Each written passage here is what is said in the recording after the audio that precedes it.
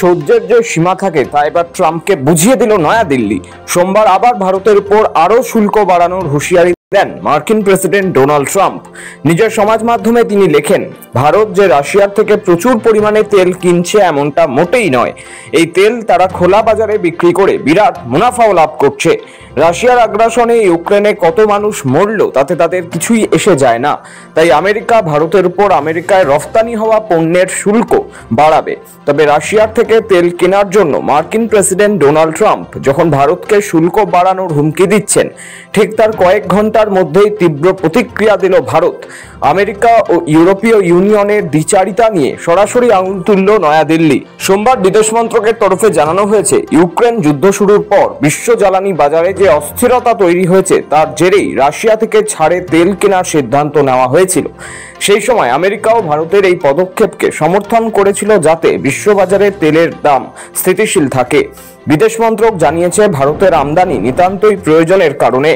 দেশের সাধারণ মানুষের জন্য যাতে জ্বালানির দাম নিয়ন্ত্রণে রাখা যায় সেটাই লক্ষ্য। কিন্তু যারা ভারতের সমালোচনা করছেন তাদেরই অনেক বেশি রাশিয়ার সঙ্গে বাণিজ্য রয়েছে, অথচ তাদের ক্ষেত্রে কোনো জাতীয় বিপদের দোহাই নেই।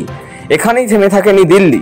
আরও এক ধাপ এগিয়ে ইউরোপীয় ইউনিয়নের সঙ্গে রাশিয়ার 2024 সালের দ্বিপাক্ষিক বাণিজ্যের পরিসংখ্যান তুলে ধরা হয়েছে, যা ভারতের মোট রাশিয়া বাণিজ্যের চেয়ে বহুগুণ বেশি।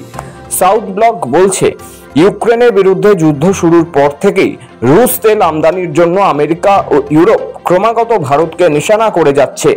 এদিকে ভারত এই আমদানি বাড়িয়েছিল ইউরোপকেই তেল পাঠানোর জন্য, কারণ রুশ ইউক্রেন যুদ্ধের কারণে গোটা বিশ্বে সরাসরি তেলের রপ্তানি বন্ধ হয়েছিল। রুশ তেল আমদানির নেপথ্যে ভারতের একমাত্র উদ্দেশ্য দেশের জনগণকে সস্তায় জ্বালানি প্রদান করা। এটাই মৌলিকভাবে প্রয়োজন। আর যে সকল দেশ ভারতকে রুশ তেল আমদানির জন্য সমালোচনা করছে তাদের মধ্যেই অনেকে নিজে রাশিয়ার সঙ্গে দ্বিপাক্ষিক বাণিজ্যে লিপ্ত।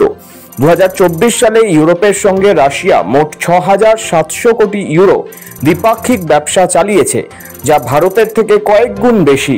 ইউরোপ রাশিয়া বাণিজ্য কিন্তু কখনোই জ্বালানির মধ্যে সীমিত থাকেনি। ফার্টিলাইজার, রাসায়নিক, লোহা সহ নানা পণ্যের দ্বিপাক্ষিক ব্যবসা চলে সেখানে।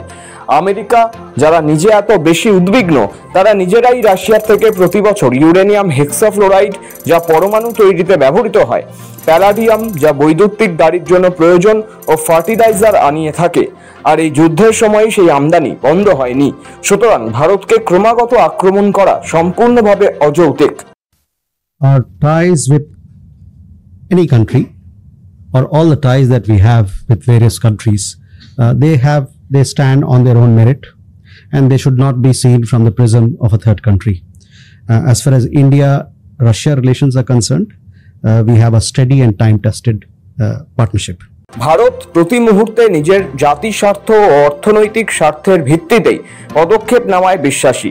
দিল্লি আরও একবার মনে করিয়ে দিয়েছে, ভারতের বিদেশ নীতি সর্বদা বাস্তববাদী এবং স্বাধীন অবস্থানের উপর দাঁড়িয়ে।